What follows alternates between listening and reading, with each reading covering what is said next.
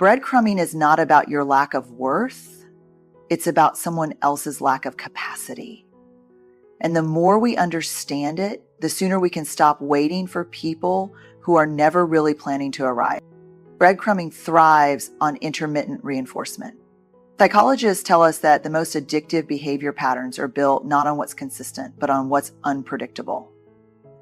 Think about a slot machine. If you pulled the lever and lost every single time, you'd walk away. If you pulled it and won every single time, it would be exciting for a while, but eventually you'd lose interest because certainty doesn't create obsession.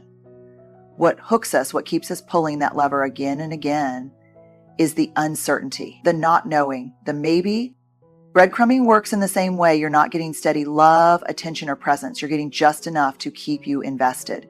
A message after days of silence, a sudden burst of warmth after weeks of indifference, a promise they never fully deliver on, and your brain, wired for connection and reward, starts firing off dopamine like fireworks, not because this is real intimacy, but because it feels like the possibility of intimacy. And possibility can be intoxicating when you're hungry for connection. The danger is when you get those little crumbs, they light up the same reward centers in your brain as genuine love and care would. It tricks you into thinking, see, they do care. They are trying. But that's not care, it's conditioning. And conditioning is powerful. If you've ever seen someone train a dog with treats, you know what I mean. The dog will sit, roll over, do whatever it takes just in case this is the moment the treat comes. And the sad truth is when we're caught in breadcrumbing, we're the ones sitting, waiting, performing, hoping this is the moment the love arrives.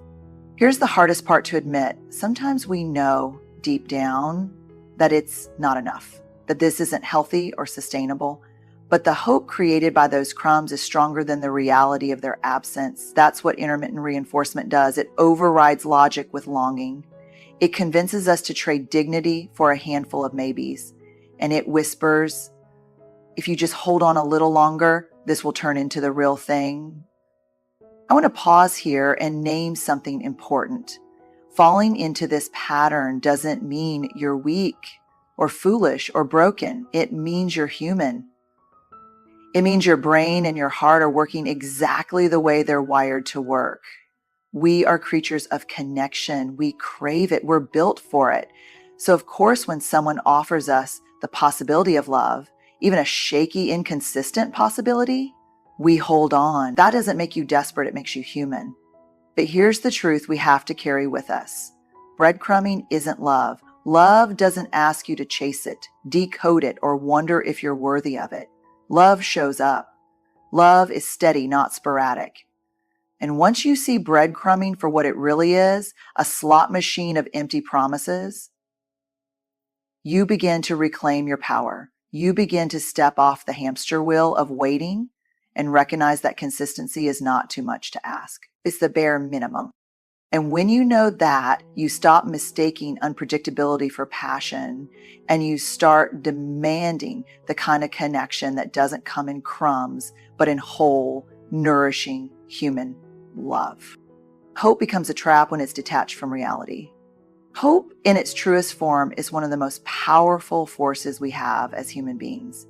It's what allows us to endure pain, to keep going when life feels unbearable, to believe that tomorrow can be better than today. Hope is essential. But hope without honesty, hope that isn't anchored in truth, becomes something very different. It stops being life-giving and starts being life-draining. When we're caught in breadcrumbing, this is exactly what happens. We hold on to hope that this person will change, that one day they'll wake up and finally see our worth, that all the little crumbs will eventually turn into a feast. And at first, that hope feels noble. It feels like loyalty, like patience, like love. But over time, it becomes a trap. It ties us to a story that isn't moving forward, and it keeps us waiting for someone else to do the work we cannot do for them. I remember reading research on hope that described it not as a warm, fuzzy emotion, but as a combination of goals, pathways, and agency. Real hope says, I can see a future that is better. I know there's a pathway to get there, and I believe I have the ability to walk that path. That's grounded hope. That's resilient hope. But notice, none of that depends on someone else changing. None of that depends on someone else finally delivering what they've withheld. The kind of hope we hold in breadcrumbing situations is different. It's fragile because it's outsourced. It's built entirely on someone else's choices. And here's the uncomfortable truth. We can't build our well-being on a foundation we don't control. If their actions are the only thing holding up your hope, then your hope is never safe. And yet, so many of us stay because letting go of hope feels like failure. It feels like giving up. But I want to reframe that. Letting go of false hope isn't failure, it's freedom. It's saying, I'm no longer willing to spend my precious life waiting on a possibility that isn't rooted in reality. That's not weakness. That's clarity. That's courage. The moment we start to see this clearly, the story begins to shift. We realize that real love doesn't need us to gamble on someday. Real love shows up in the now. And the more we practice anchoring our hope in truth rather than wishful thinking, the more we step into relationships where we don't just survive on scraps, we actually thrive. Breadcrumbing erodes self-worth in subtle ways. It rarely happens all at once. No one wakes up one day and says, you know what, I'm going to settle for crumbs. It happens slowly, almost invisibly. You start out knowing what you want, what you need, what you deserve. And then little by little, you begin to negotiate with yourself. You say things like, maybe I'm asking for too much. Maybe this is all they're capable of. Maybe if I just wait, it'll be enough. The danger here is that breadcrumbing doesn't just leave us underfed in terms of connection. It teaches us to doubt our own hunger. It convinces us that the ache we feel for more love, more consistency, more presence is unreasonable. And when we start labeling our needs as too much, what we're really doing is chipping away at our own sense of worthiness. This erosion is quiet. It's not loud or dramatic. It's in the way you stop voicing your needs because you're afraid of being called needy. It's in the way you start celebrating the bare minimum, like a reply to a text message or a half-hearted apology, as if it's proof that your patience is finally paying off. And slowly, you start shrinking your expectations to match the size of the crumbs you're given. But here's the truth. Love doesn't require you to shrink. Healthy connection doesn't ask you to silence your needs. In fact, one of the clearest signs of love is the freedom to bring your full self to the table, your needs, your fears, your hopes, without shame. Breadcrumbing flips that upside down. It makes you believe that your worth is tied to how little you ask for, as if being low management is the price of keeping someone's affection. Research on self-worth shows us that when people consistently feel undervalued, they don't just lower their expectations of others, they lower their expectations of themselves. And that breaks my heart, because it means breadcrumbing doesn't just harm your relationships. It rewrites the story you tell yourself about who you are and what you deserve. But here's the shift we need to make. Your desire for consistent love and respect is not evidence of weakness. It's evidence of being human. Wanting more than crumbs isn't selfish. It's healthy. It's necessary. And the moment you recognize that truth, you start reclaiming your self-worth, piece by piece. You stop normalizing scarcity, and you begin to remember that you are worthy of love that shows up fully, not occasionally. Because at the end of the day, the question isn't, am I too much? The question is, why am I accepting so little? And once you start asking that, everything begins to change. Change can't be outsourced. This is one of the hardest truths to sit with, especially when your heart is invested in someone. Because when we love people, or even when we're just deeply attached to the possibility of them, we want to believe that if we're patient enough, supportive enough, forgiving enough, they'll eventually rise into the version of themselves we know they could be. We hang on to the image of their potential like it's a lifeline, and in the process, we outsource the entire responsibility for change to them while outsourcing our own happiness to the waiting. Here's what I've learned both in the research and in my own lived experiences. People don't change because we wait long enough, love hard enough, or sacrifice enough. They change when, and only when, they decide to. Change is deeply personal. It requires self-awareness, effort, and commitment. And no matter how badly we want it for someone else, we can't want it into existence. When we're caught in breadcrumbing, we often fall into this trap of thinking, if I just keep showing up, if I just prove I'm loyal, if I just give them one more chance, maybe this will finally be the moment they see my value and step up. But the problem is that puts your life on pause. It ties your growth and your joy to someone else's readiness. And that's a gamble that leaves you depleted because you're investing in potential instead of reality. I want to be clear here. Believing in people isn't the problem. Hope isn't the problem. What becomes the problem is when we confuse hope with control. When we believe our actions can somehow unlock their willingness to change, we carry a burden that was never ours to begin with. And that weight is exhausting. The reality is, if someone is breadcrumbing you, they're already showing you who they are right now, and who they are today matters more than who they might be one day, because relationships aren't lived in the someday. They're lived in the now. And yes, letting go of that hope can feel devastating.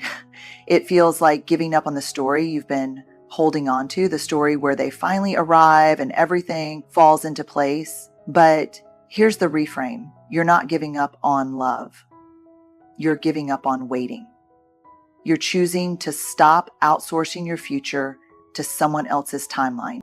Because at the end of the day, you can't make anyone change, but you can change how long you're willing to wait for crumbs. You can change the boundaries you set. You can change the story you tell yourself about what you deserve. And those changes are the ones that set you free. Choosing courage over comfort means walking away from crumbs. There's nothing comfortable about breadcrumbing, but there is something familiar about it. And sometimes familiarity feels safer than the unknown. It feels easier to hold on to the crumbs you do have than to face the empty space that comes with letting go. That's what makes it so difficult. Walking away doesn't just mean leaving a person. It means stepping into uncertainty. It means asking yourself, what if I don't find the love I'm looking for? What if this is the best it gets? But here's what I know. Choosing comfort over courage almost always leads to regret. Comfort tells us, stay. Don't rock the boat. At least you're not alone. But courage says you deserve more than scraps. You deserve a love that shows up fully. And even if it's terrifying, walking away is an act of self-respect. The truth is, walking away from crumbs requires us to confront our deepest fears about worthiness. Because if we believe, even on some quiet level, that we're not enough, then crumbs can feel like confirmation. This is all I get. This is all I deserve. But when you begin to believe you're worthy of more, leaving becomes less about loss and more about alignment. You're not just leaving them, you're leaving behind a story that never fed you. I've seen this over and over in the research. People who set boundaries and choose to walk away often describe it later as one of the most courageous decisions of their lives. Not because it wasn't painful, but because it was a decision to honor their worth over their fear. And that's the definition of courage. It's not the absence of fear. It's moving forward in spite of it. When you stop following the trail of crumbs, you make space for something new. And that space might feel unbearable at first, but it's in that space that you rediscover yourself. You begin to realize that your life isn't supposed to be about waiting for someone to show up. It's about fully showing up for yourself. And when you live from that place of courage, you don't settle for crumbs anymore because you finally remembered you were always worthy of the whole table. So yes, it's scary. Yes, it's uncomfortable, but courage never promises comfort. What it does promise is freedom. And the moment you choose courage over comfort, you stop surviving on crumbs and start building a life where love isn't begged for. It's given freely and fully. When we talk about breadcrumbing, we're not just talking about relationships that fall short. We're talking about the quiet ways we convince ourselves to settle, the quiet ways we forget our own worth, and the quiet ways hope can turn into heartbreak. But what I want you to carry with you is this: you are not meant to survive on crumbs. You are meant to be fully seen, fully valued, and fully loved. We've walked through how breadcrumbing hooks us with unpredictability, how it traps us in false hope, how it slowly erodes our sense of self, how change can never be forced from the outside, and how courage calls us to step away from crumbs altogether. None of these truths are easy. They ask us to face discomfort, to grieve what could have been, and to risk the unknown. But they also open the door to freedom. Because here's the gift on the other side. When you refuse to settle for crumbs, you create the possibility of a life where you no longer chase, no longer shrink, no longer wait. Instead, you stand fully in your worth. You choose relationships that nourish rather than deplete, and you finally sit at the table of love and belonging that was always meant for you.